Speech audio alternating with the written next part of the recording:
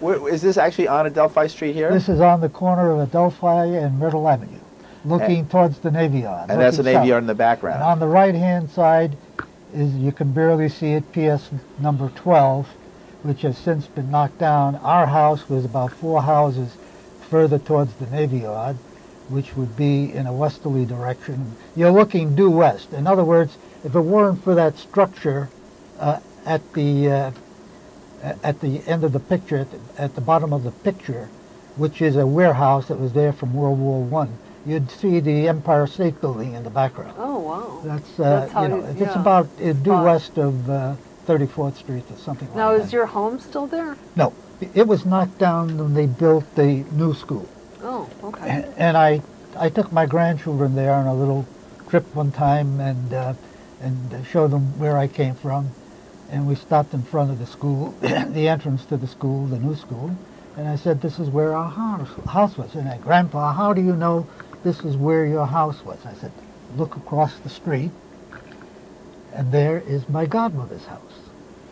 And it's still there. It's still there. And we were right across the street from there. So that's how the entrance, I was able to establish the location of the entrance.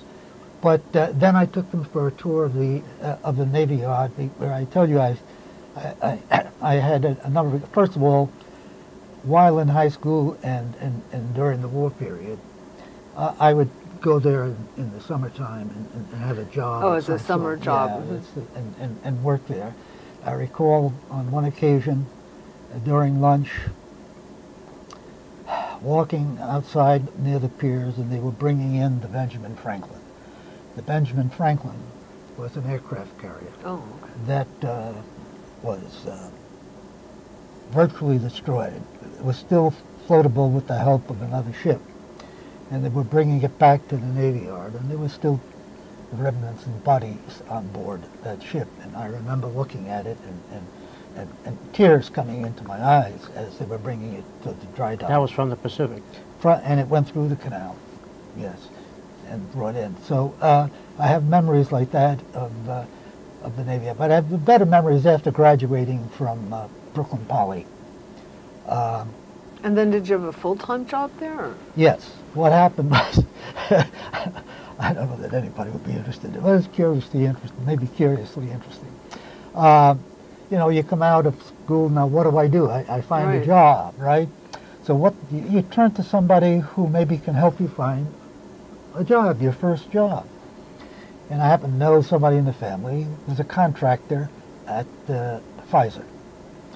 Now Pfizer is right next to the Navy Yard, and I had graduated as a chemical engineer. Okay. And I always had thoughts that I'd love to be in a position with a company like Pfizer, working in the laboratories and helping them out with equipment and processes and the likes of that.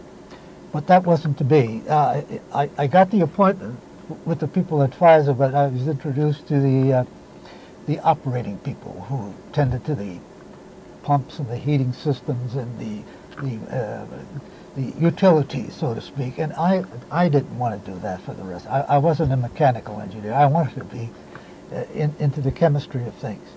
So needless to say, I didn't make a good impression. But I got a call from a friend of mine, a fraternity brother of mine. He said they need somebody at the Brooklyn Navy Yard in the materials laboratory, because at that time they were taking advantage of the German technology that was captured during the war. In this case, it was a precision molding, a precision casting process in the foundry department, the metallurgical department at the laboratory. And they needed somebody who might have some know-how in plastics and resins, because the molds were created by taking what we call bakelite, which is phenol formaldehyde, and mixing it. That's plastic, formaldehyde is not my field. Mixing the two, and then on a precision platen, forming the mold, half the mold. Did you know this about your father? A little bit, but I learn something new every time we have this discussion. So there was a whole technology evolving, and it was in fact fully developed, starting at the Navy Yard and then used by foundries throughout the country. and elsewhere to make more complex parts and everything afterwards. So I helped in that and helped Was write the German papers. science advanced? Yes, it was called the Kronen process after a German inventor, otherwise known as the C process. We called it the C process. But basically it was what we call shell molding, because what would happen is you'd take a heated platen of a casting you wanted to make, and you would attach it to a canister.